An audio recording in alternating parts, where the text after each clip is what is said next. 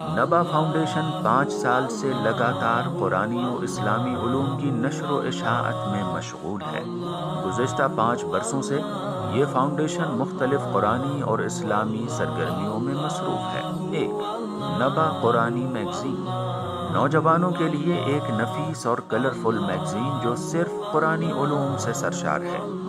قرآنی معلومات، قرآنی معمے، قرآنی شخصیات کا تعارف، قرآنی لطیفے اور قرآنی اشعار وغیرہ اس میگزین میں دیکھے جا سکتے ہیں۔ 2. حوزہ علمیہ معصومہ قم، طالبات کے لیے جامعۃ الزہرا ایران کے کورس کے مطابق ام المقدسہ سے فارغ التحصیل معلمات کے ذریعے شہر لکھنؤ میں کلاسز کا اہتمام کیا جاتا ہے۔ 3. کالج کی طالبات کے لیے سنڈے کلاسز کا انعقاد۔ 4. آن لائن دینی کلاسز، مختصر مدت آن لائن کلاسز کا 3 ماہی پیکج جس میں قرآن مع تجوید، احکام، اخلاق اور تاریخ و عقائد جیسے موضوعات پر کلاسز رکھی جاتی ہیں۔ 5. سمر کلاسز، کالج اور یونیورسٹی کی طالبات کے لیے مختلف جگہوں پر 15 روزہ دینی کلاسز کا اہتمام جس میں علوم قرآن، عقائد، تاریخ اور روزمرہ کے مسائل وغیرہ کے کلاسز منعقد ہوتے ہیں۔ آپ بھی اس تعلیمی قافلے میں شریک ہو کر ادارے کا ساتھ دے سکتے ہیں۔ نبا فاؤنڈیشن، کربلا سرفراز گنج، لکھنؤ۔ السلام علیکم۔ الحمدللہ میں نبا فاؤنڈیشن کی طرف سے ونر ہوئی تھی۔ نبا فاؤنڈیشن نے مجھے زیارت کے لیے بھیجا ہے۔ اس وقت میں مشہد میں امام رضا کے روضے میں کھڑی ہوں۔ میں نبا فاؤنڈیشن کا تہ دل سے شکریہ ادا کرتی ہوں۔ اعوذ باللہ من الشیطان الرجیم، بسم اللہ الرحمن الرحیم، اللہم صلی علی محمد وعلی محمد وعجل فرجہم۔ ناظرین اکرام، السلام علیکم ورحمۃ اللہ وبرکاتہ۔ میں ہوں آپ کا میزبان زرغام اعظمی۔ حوزہ معصومہ قم نبا فاؤنڈیشن کی جانب سے منعقد کیے گئے نبا انٹرنیشنل کوئز کمپٹیشن کے اس دوسرے دور میں آپ سب کا خیر مقدم کرتے ہیں۔ جیسا کہ ناظرین کل کی گفتگو آپ کے ذہن میں محفوظ ہوگی، کل کے سوال جو مولا کائنات اور جناب فاطمۃ الزہرا سلام اللہ علیہ کے حوالے سے کیے گئے تھے، لہٰذا آج انشاءاللہ جو سوال و جواب کا سلسلہ ہوگا وہ مولا کائنات، شوہر بطول، داماد رسول، حضرت امیر کائنات حضرت علی ابن ابی طالب علیہ السلام کے حوالے سے سوال ہوں گے، اور سوالوں کے جواب دینے کے لیے ہمارے ساتھ اسٹوڈیو میں موجود ہیں استاد الاساتذہ، عمدۃ المتکلمین، عالی جناب مولانا سید ذوالفقار حیدر صاحب قبلہ کی خدمت میں چلتے ہیں۔ قبلہ السلام علیکم ورحمۃ اللہ وبرکاتہ۔ السلام ورحمۃ اللہ وبرکاتہ۔ جیسا کہ کل جو گفتگو ہوئی تھی، سوال ہوئے تھے جناب فاطمہ زہرا کے حوالے سے اور رسول اسلام کے حوالے سے، لہٰذا آج کا پہلا سوال ہمارا یہ ہے کہ مولا کائنات حضرت علی علیہ السلام کی زندگی کے مختصر تعارف بیان فرمائیں۔ دیکھیے، کائنات میں پیغمبر اسلام صلی اللہ علیہ وآلہ وسلم کے بعد سب سے بڑی شخصیت، سب سے اعلیٰ شخصیت، افضل شخصیت مولا کائنات علی بن ابی طالب علیہ السلام کی ہے۔ 13 رجب سن 30 عام الفیل کو خانہ کعبہ میں آپ پیدا ہوئے۔ خانہ کعبہ میں مولا کائنات سے نہ پہلے کوئی پیدا ہوا اور نہ مولا کائنات کے بعد پیدا ہوا۔ یہ ایک الہی انتظام ہے، یہ خدا کا انتظام ہے، یہ مولا کائنات کی ایک امتیازی صفت ہے، شان ہے، فضیلت ہے، اور اس پر کئی لوگوں نے ناز کیا اور فخر کیا ہے کہ مولا کائنات کی کچھ فضیلتوں کی پہ تبصرہ کیا ہے کہ مثلا 2 فضیلتیں ایسی ہیں کہ ان میں سے، یا 3 فضیلتیں ایسی ہیں کہ ان میں سے کوئی ایک بھی ہمیں حاصل ہو گئی ہوتی تو ہمارے لیے کافی تھی، اور یہ تمام فضیلتیں علی کو حاصل ہیں۔ مثلا خانہ کعبہ میں علی کی ولادت، جناب سیدہ سے مولا کائنات کی شادی، جن کے لیے رسول نے فرمایا کہ اگر علی نہ ہوتے تو فاطمہ کا کوئی ہمسر نہ ہوتا، کوئی کفر نہ ہوتا۔ اسی طریقے سے خیبر میں مولا کائنات کو علم ملنا۔ تو یہ وہ 3 صفتیں ہیں، یہ 3 فضیلتیں ہیں کہ لوگوں نے اس پہ فخر کیا ہے، بلکہ غبطہ کیا ہے، رشک کیا ہے کہ اگر ان میں سے ایک فضیلت بھی ہمیں مل گئی ہوتی تو ایک فضیلت بھی ہمارے لیے کافی تھی، اور یہ تینوں فضیلتیں مولا کائنات امیر المومنین علی بن ابی طالب علیہ السلام کو ملی ہوئی ہیں۔ تو خانہ کعبہ میں صرف علی کی ولادت ہوئی ہے۔ آپ کے والد جناب عمران ہیں، جن کی کنیت ابو طالب ہے، اور یہ کنیت اتنی مشہور ہے کہ لوگ ابو طالبی کے نام سے زیادہ واقف ہیں۔ اصل نام آپ کے والد کا عمران تھا۔ والدہ آپ کی جناب فاطمہ بنت اسد ہیں۔ مولا کائنات کی کنیت ابو الحسن ہے، ابو تراب ہے، اور بھی کئی کنیتیں ہیں۔ اسی طریقے سے مشہور القاب آپ کے امیر المومنین، المرتضیٰ، اسد اللہ، ید اللہ، نفس اللہ، نفس رسول وغیرہ ہیں۔ ہر لقب مولا کائنات کا الگ الگ فضیلتوں کا حامل ہے، اس کی تفصیل کا موقع نہیں ہے۔ بے شک، جزاک اللہ۔ تو بڑھتے ہیں اپنے اگلے سوال کی طرف۔ مولا علی کی زندگی کو کتنے حصوں میں تقسیم کیا جا سکتا ہے؟ ہاں، مقصد تقسیم کیا کیا جا سکتا ہے، جو حصے نظر آ رہے ہیں مولا زندگی کے مختلف دور نظر آ رہے ہیں، تو ایک دور تو نبی کا، مولا علی کا وہ ہے جو نبی کے دور میں ہے، نبی کے زمانے میں ہے، تو مولا کائنات کی زندگی نبی کی حیات میں. دوسرا دور مولا کائنات کی زندگی وفات رحلت پیغمبر کے بعد، وفات یا رحلت جو بھی کہہ لیجئے، میں تو شہادت سمجھتا ہوں، تو نبی کی بھی شہادت ہوئی ہے. تو نبی کے بعد، نبی سے پہلے کی زندگی ایک دور، نبی کے بعد کی زندگی دوسرا دور، اور پھر جو مولا کائنات کو ظاہری خلافت دی گئی ہے تو وہ خلافت سے لے کے شہادت تک کا یہ تیسرا دور. تو 3 دور میں اگر ہم بیان کرنا چاہیں تو نبی کی زندگی میں جو مولا کائنات کی سیرت ہے اور زندگی ہے، اسے بھی ہم 2 حصوں میں تقسیم کریں گے. ایک وہ کہ جو مکے میں ہے، اور دوسری وہ جو مدینے میں ہے. نبی کے ساتھ مکے میں ہے تو آپ دیکھیے کہ ظلم و ستم کا نشانہ خود رسول کو بنایا جا رہا ہے، مسلمانوں کو ظلم و ستم کا نشانہ بنایا جا رہا ہے. تمام بنی ہاشم ظلم و ستم کا نشانہ یوں بنائے گئے کہ شیب ابی طالب میں 3 برس تک گویا بڑی اذیتناک زندگی گزاری بنی ہاشم نے، جس کا اثر یہ ہوا کہ شیب ابی طالب سے نکلنے کے بعد ہی صورتحال یہ ہوئی کہ ابو طالب کا انتقال ہو گیا. کچھ ہی دنوں کے بعد جناب خدیجہ کا انتقال ہو گیا. اس سال کو عام الحزن، یعنی گویا غم کا سال، رنج کا سال نبی نے نام دیا. تو بہرحال یہ اتنے تمام سب مسائل تھے تو مکے میں. لیکن آپ دیکھیں کہ یہ رسول کے مزاج کو علی کتنا پہچانتے ہیں کہ رسول خاموش ہیں تو علی بھی ویسی خاموشی کی زندگی بسر کر رہے ہیں. ورنہ علی تلوار اٹھا لیتے، لیکن اتنا منظر آ گیا تلوار مولا کائنات نے نہیں اٹھائی.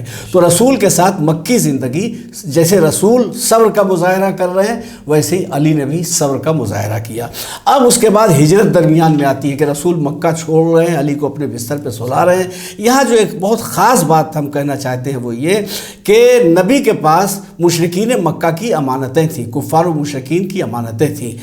کفار و مشرکین کی امانت بھی جب رسول نے مکہ چھوڑا ہے تو کسی غیر محتاط انسان کے حوالے نہیں کیے بلکہ معصوم کے حوالے کی ہے. تو نبی بتا رہے ہیں کہ جب ہم کفار و مشرکین کی امانت معصوم کے حوالے کرتے ہیں تو اسلام تو اللہ کی امانت ہے. اللہ کی امانت کو ہم کسی غیر معصوم ہاتھوں میں کیسے دے سکتے ہیں؟ تو ہجرت کا واقعہ ایک بہت بڑا درس ہے، بہت سبق ہے، اور اگر غور کیجئے تو جتنے مسائل ہیں ان مسائل کا جواب بھی ہجرت کے مرحلے میں پوشیدہ ہے. بہرحال اب اس کے بعد مکی زندگی شروع ہوتی ہے. مکے میں جب آپ تشریف لے جاتے ہیں نبی کریم صلی اللہ علیہ وسلم تو بعد میں مولا کائنات بھی آتے ہیں اور شامل ہو جاتے ہیں. تو اب مکی زندگی جو ہے تو وہاں پہ تمام احکام دین نازل ہو رہے ہیں، نماز، روزہ، حج، زکوٰۃ وغیرہ وغیرہ، اور اس کے بعد جنگیں ہوتی ہیں. تو وہ رسول جو مکے میں خاموش تھے اور وہ علی جو مکے میں خاموش تھے اور ہر ظلم پہ صبر کر رہے تھے، اب دیکھیے کہ یہاں تلوار کا جواب تلوار سے دیا جا رہا ہے اور جنگ ہو رہی ہے، جنگ مسلط کی گئی ہے. اگر آپ دیکھیں تو جنگ بدر میں صرف چند تلواریں ہیں، چند گھوڑے ہیں، اور مشق بھی لوگوں کو نہیں ہے، مقصد ماہر بھی نہیں ہے جنگ کے. مدینے والے تو بالکل نہیں جانتے تھے کہ جنگ کیا چیز ہوتی ہے، وہ خود مکے والوں سے مدد حاصل کرتے تھے جب کوئی جنگ کی نوبت آتی تھی. تو آپ ذرا غور فرمائیں کہ اب وہی علی ہیں کہ بدر میں علی اور خیبر میں علی اور خندق میں علی اور احد میں علی ہے، وہ تلوار چل رہی ہے. تو اگر کوئی شخص صرف مکے کی زندگی پڑھے تو سمجھے گا نبی اور رسول کا مزاج یہ ہے. مدینے کی زندگی دیکھے تو اب وہ بدر میں، احد میں، خندق میں، خیبر میں اور یہ تمام حنین میں اور جو تمام جنگیں ہوئی ہیں تو اب ارے یہ تو ان سے بہتر کوئی تلوار چلانے والا نہیں ہے. اور اب اس کے بعد جو تلوار دھوم سے چلی ہے اور اسلام کے سر پہ فتح کا سہرا بندھا تو آخر میں صلح حدیبیہ ہو جاتی ہے، جہاں جا کے صلح ہوتی ہے. تو اس کا مطلب یہ ہے کہ یہ جذبات کے تابع نہیں ہوتے ہیں کہ جذبات میں کوئی کام کرتے ہیں، بلکہ اللہ کی مرضی اور دین کا تقاضا جو ہوتا ہے وہی ان کا عمل ہوتا ہے. تو یہ دین کا تقاضا دیکھتے ہیں کہ کہاں صلح کرنی ہے، کہاں جنگ کرنی ہے، کہاں صبر کرنا ہے، کہاں تلوار اٹھانی ہے. تو یہ گویا نبی کی زندگی میں علی کی زندگی ہو گئی. تو یہ وہ زندگی تھی جو تمام اہل بیت کے لیے، اصحاب قصہ کے لیے، ارباب مباہلہ کے لیے بڑی خوشگوار زندگی تھی. نبی کی زندگی میں قرآن مجید کی آیتوں کا نزول ہو رہا ہے، نبی کریم صلی اللہ علیہ وسلم کی حدیثیں ان کی شان میں بیان کی جا رہی ہیں، خود عملی اظہار نبی کر رہے ہیں، کبھی جناب فاطمہ کی تعظیم کر کے، کبھی امام حسن امام حسین کو اپنے کاندھے پر سوار کر کے، مولا کائنات علی کو غدیر میں بلند کر کے، اور مختلف مرحلوں پہ. تو یہ بڑا خوشگوار موقع تھا اور دور تھا خود مولا کائنات کے لیے، جناب سیدہ کے لیے، مولا کائنات کے دونوں بیٹوں امام حسن امام حسین علیہ السلام کے لیے ایک سکون کا دور تھا۔ اب دوسرا دور شروع ہوتا ہے پیغمبر اسلام کی رحلت کے بعد، یہ مصیبتوں کا دور شروع ہو جاتا ہے۔ چنانچہ مولا کائنات کے گلے میں رسی ڈالی جاتی ہے، جناب سیدہ کے پہلو پہ دروازہ گرایا جاتا ہے، گھر جلایا جاتا ہے، جناب محسن کی شہادت ہوتی، مصیبتوں کا ایک طولانی سلسلہ شروع ہو جاتا ہے۔ اب اس میں بڑی اہم بات یہ ہے کہ آپ ذرا غور فرمائیں کہ بچپن سے لے کر کے مدینے تک مولا کائنات کی عمر تقریباً 23 سال کی ہو گئی ہے۔ 13 سال گویا تبلیغی زندگی ہے، اور 10 سال کی عمر میں گویا نبی، جب 10 سال کی علی کی عمر تھی تو نبی نے اعلان رسالت کیا تھا۔ تو یہ 23 سال کی عمر بچپن سے جوانی تک کی جوش خروش ولولہ اور جذبہ کی عمر ہوتی ہے، یہ لڑائی جھگڑے والی عمر ہوتی ہے، اس میں صبر کا مظاہرہ ہو رہا ہے۔ اس کے بعد جو زندگی ہوتی ہے وہ ذرا غور و فکر والی ہوتی ہے، لیکن وہاں اسلام کا جو مقصد تھا، تقاضا تھا، بالکل مولا کائنات ویسی ہی زندگی گزار رہے ہیں۔ اب دیکھیے کہ جب مولا کائنات کا دور آتا ہے تو اب جو لوگ گویا غیر اسلامی زندگی کے عادی ہو چکے تھے اور وہ مولا کائنات کی خالص الہی حکومت برداشت نہیں کر سکتے تھے، اس لیے عداوتوں کا دور، دشمنیوں کا دور شروع ہو گیا، اور اس کے سبب گویا جمل کی جنگ ہے، صفین کی جنگ ہے، نہروان کی جنگ ہے، یہ عالم وجود میں آتی ہے۔ اب یہ جنگیں جو ہوتی ہیں یہ بڑی خطرناک ہیں، اس لیے کہ رسول کی جو جنگ تھی وہ مسلمانوں کی غیر مسلم افراد سے تھی، لیکن علی کا سامنا جو ہے جمل ہو، صفین ہو، نہروان ہو، وہ سامنا خود کلمہ پڑھنے والوں سے ہے۔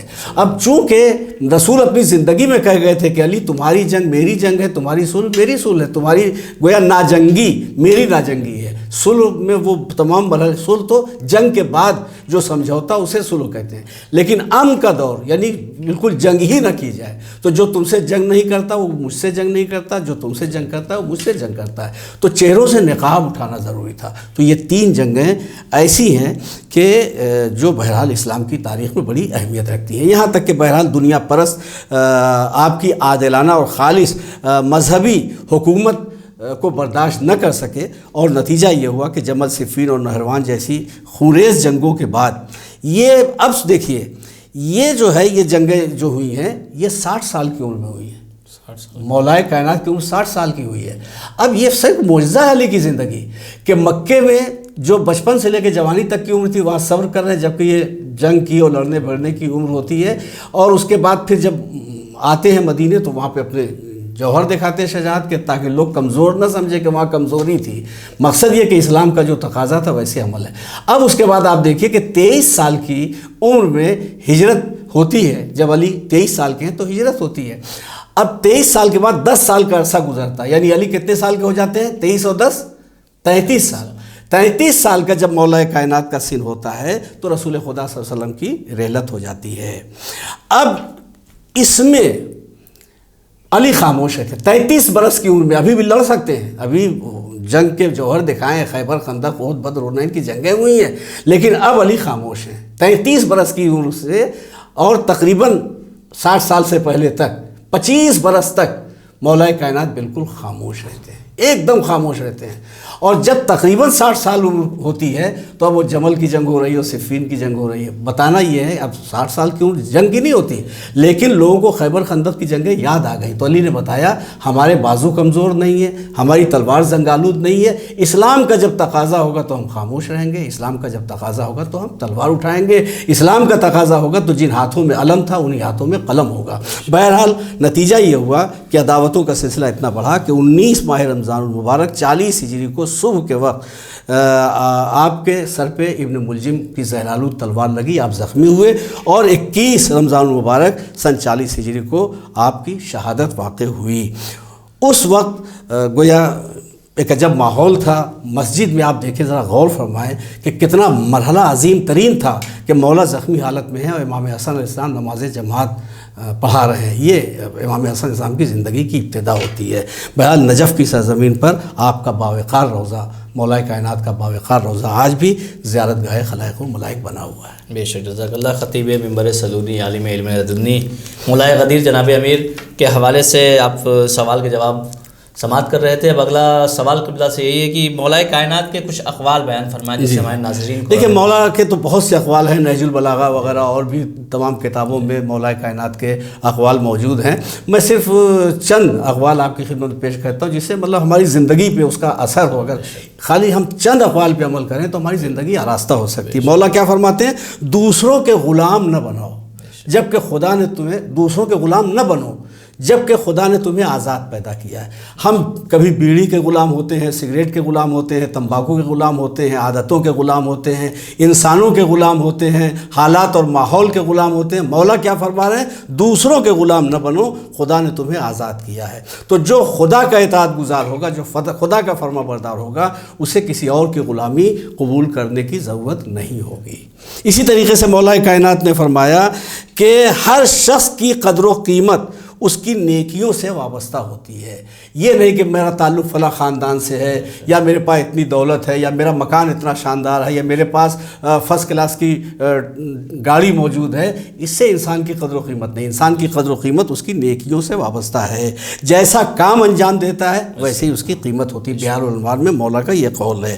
پھر مولا فرماتے ہیں کہ لوگوں کے ساتھ اس طرح سے گھل مل کر رہو کہ اگر مر جاؤ تو لوگ تم پر گریا کریں، اگر زندہ رہو یعنی مر جاؤ تو لوگ گریا کریں، اور زندہ رہو تو لوگ تم سے عشق کریں. عشق محبت سے بلند چیز ہے، تو لوگ تم سے عشق کریں. تو ہمیں ایسی زندگی گزارنی چاہیے. اگر ایسی زندگی گزارنے میں ہم کامیاب ہو جائیں، اللہ کی اطاعت اور بندوں کے حقوق کی رعایت اگر ہم کریں تو انشاءاللہ کامیاب زندگی ہو سکتی ہے. بے شک. تو ناظرین اب بڑھتے ہیں، چونکہ مولا کائنات کا بھی تھوڑا سا مختصر تعارف ہو گیا، کچھ سوالات ہو گئے. اب اگلا سوال امام حسن کے حوالے سے قبلہ سے سوال کرتے ہیں، امام حسن کے حوالے سے، کہ امام حسن کے مختصر حالات بیان فرمائیں.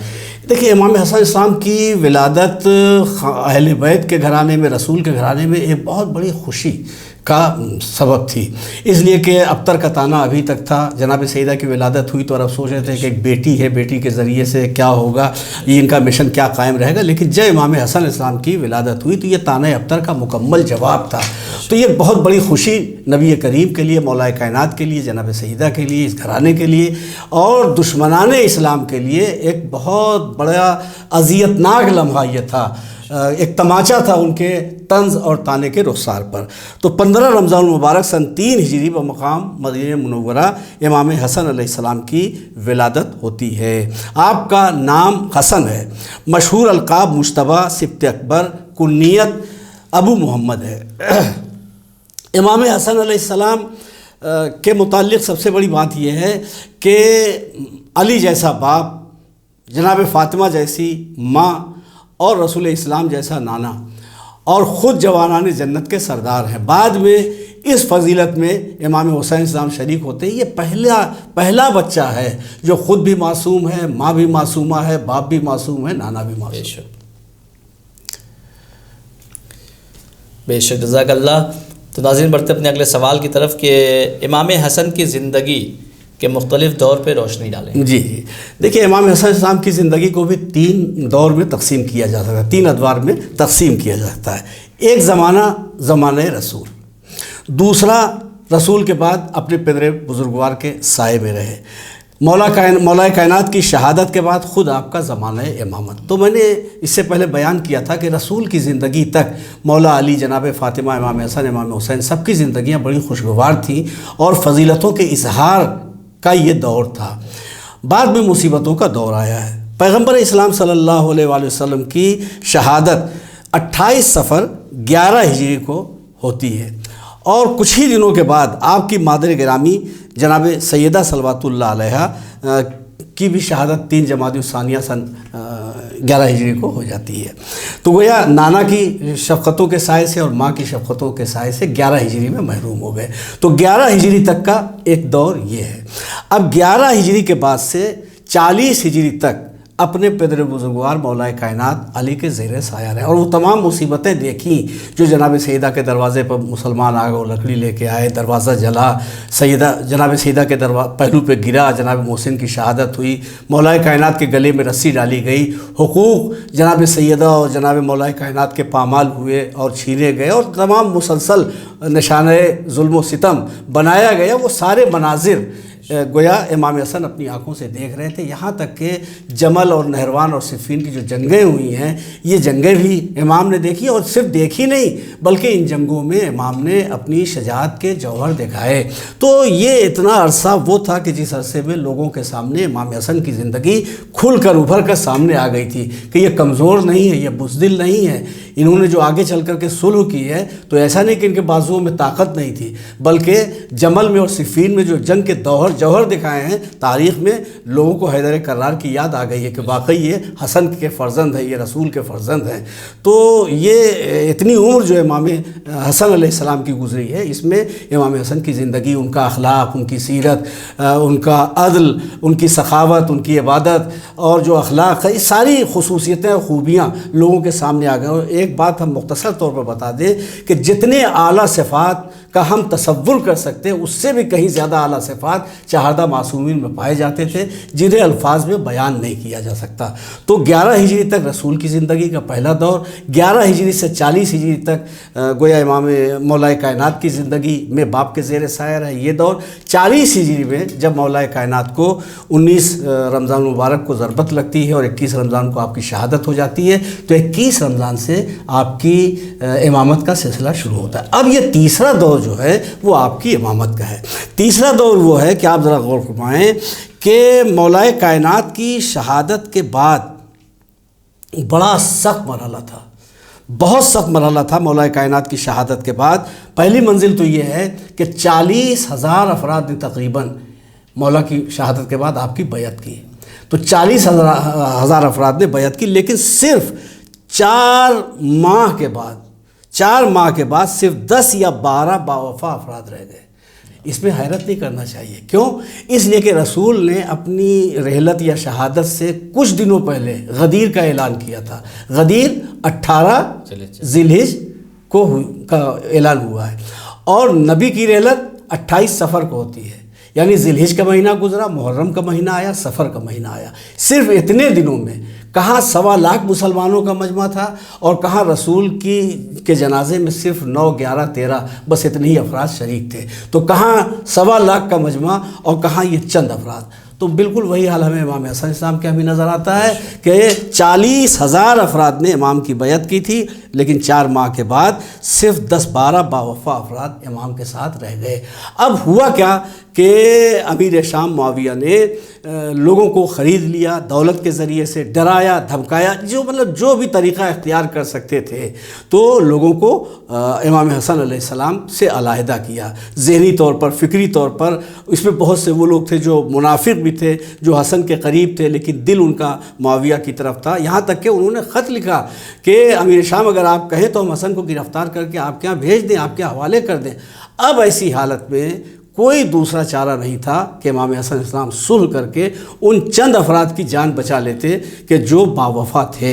اور اگر یہ جان نہ امام حسن اسلام نے بچائی ہوتی تو جو واقعی باوفا افراد تھے وہ شہید ہو گئے ہوتے, اور جب شہید ہو گئے ہوتے تو کربلا میں امام حسین اسلام کو جو باوفا ساتھی ملے وہ ساتھی نہ ملتے. تو یہ امام حسن علیہ السلام کے صبر اور خاموشی کا سبب ہے کہ کربلا میں امام حسین اسلام کو اتنے ساتھی ملے.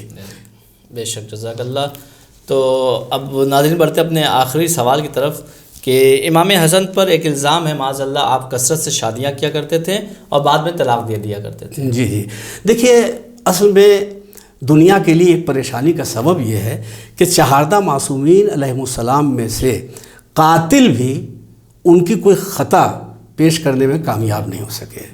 یعنی مولا کائنات خود اپنے قاتل سے پوچھ رہے ہیں کہ کیا میں تیرا اچھا امام نہ تھا. امام حسین کربلا میں اپنے قاتلوں سے پوچھ رہے ہیں کہ میری خطا کیا ہے. تو قاتل بھی کوئی خطا تلاش کرنے میں کامیاب نہیں ہو سکے. تو اب الزام کوئی ادھر ادھر کر رکھ کر کے ان کی زندگیوں کو داغدار کرنے کی کوشش کی گئی, لیکن اللہ جسے عزت دیتا ہے اسے کوئی ذلیل نہیں کر سکتا. اب دیکھیں یہ بھی الزام جو ہے وہ جیسے صلح امام حسن صاحب نے کی تھی, انہوں نے کہا کہ حسن بزدل ہیں اور کمزور ہیں اور بزدلی میں صلح کر لی, لیکن ایسا نہیں ہے. امام حسن صاحب اپنی شجاعت کا مظاہرہ کر چکے تھے اور ہم رسول کی سیرت میں بیان کر چکے ہیں کہ وہاں قیام اور صلح اور جنگ جو کچھ بھی ہے سب اللہ کی مرضی اور دین کے تقاضے کے تحت ہوتی ہیں. ان کی زندگیاں ہمارے جذبات کے مطابق نہیں ہوتی، ان کی زندگیاں اللہ کیا چاہتا ہے اور دین کیا چاہتا ہے اس کے مطابق ہوتی ہیں۔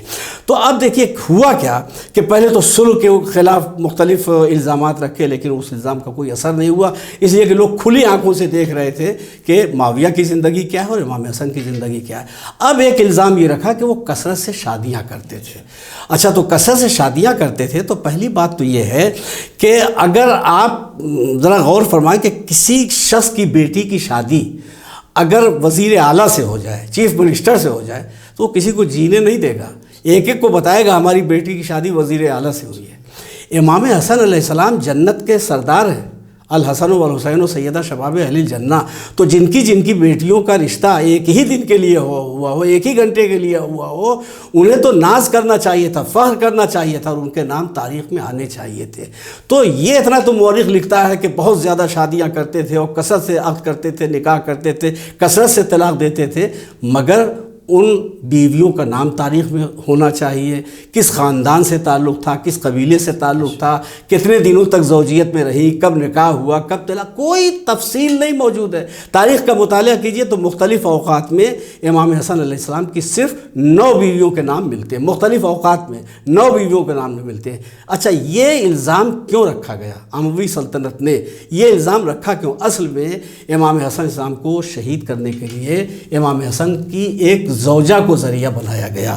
چنانچہ 28 صفر سن 50 ہجری کو امام حسن علیہ السلام کی شہادت ہوئی جودہ بنت اشعث کے زہر دینے کی وجہ سے۔ آپ کی ایک زوجہ تھی جودہ بنت اشعث، جنہوں نے زہر دیا، تعلقات اچھے نہیں تھے، رات کے سناٹے میں خاموشی سے آ کر کے پانی میں زہر ملایا ہے انہوں نے۔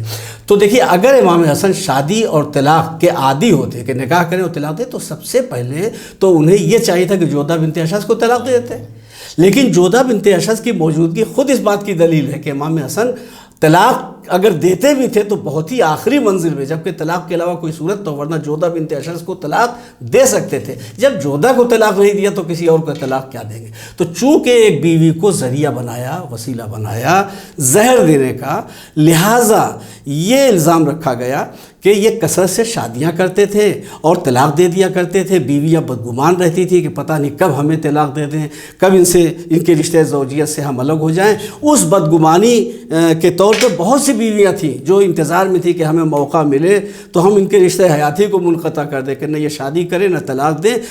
نتیجہ یہ ہوا کہ جودہ بنت اشعث کو موقع مل گیا اور انہوں نے زہر دے دیا، حالانکہ جودہ کو بڑے بڑے انعامات دینے کا وعدہ معاویہ نے کیا تھا اور یہاں تک کہا تھا کہ یزید کے ساتھ ہم تمہاری شادی کر دیں گے۔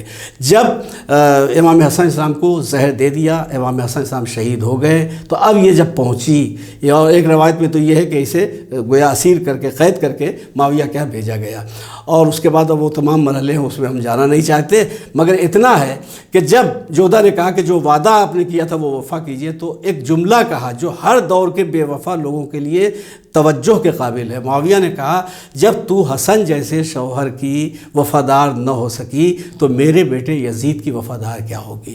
نتیجہ کیا ہوا کہ وہ اس شرف سے بھی محروم ہو گئی کہ جو زوجیت امام حسن اسلام میں رہ کر کے اس کو شرف حاصل ہو سکتا تھا، اور دین سے بھی گئی اور آخر دنیا سے بھی گئی۔ دنیا میں بھی جن انعامات کا وعدہ ہوا تھا وہ انعام اسے مل نہیں سکے۔ مقصد یہ کہ جو شخص آخرت کو دنیا کے عوض میں بیچ دیتا ہے وہ نہ دین کا رہتا ہے نہ دنیا کا رہتا ہے۔ تو امام حسن علیہ السلام کی پوری زندگی اور مولا کائنات یا اہل حرم اہل بیت علیہ السلام کی پوری زندگی ہمیں ایک سبق دیتی ہے۔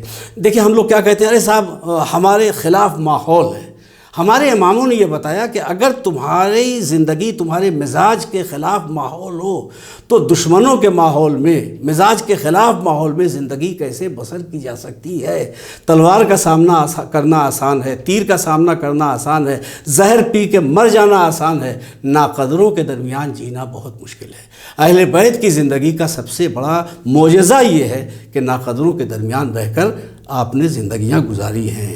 بے شک، جزاک اللہ۔ امیر شام سے وہ شخص کم نہیں ہوتا جو اپنے قول پہ ثابت قدم نہیں ہوتا، اگر ہو طرز حسن تو قسم خمینی کی، قلم کا وار بھی خنجر سے کم نہیں ہوتا۔ تو ناظرین، آج ہمارا وقت یہیں پہ تمام ہوتا ہے، انشاءاللہ پھر ملاقات ہوگی نیکسٹ ایپیسوڈ میں۔ تب تک کے لیے اپنا خیال رکھیے، ہمیں اجازت دیجیے۔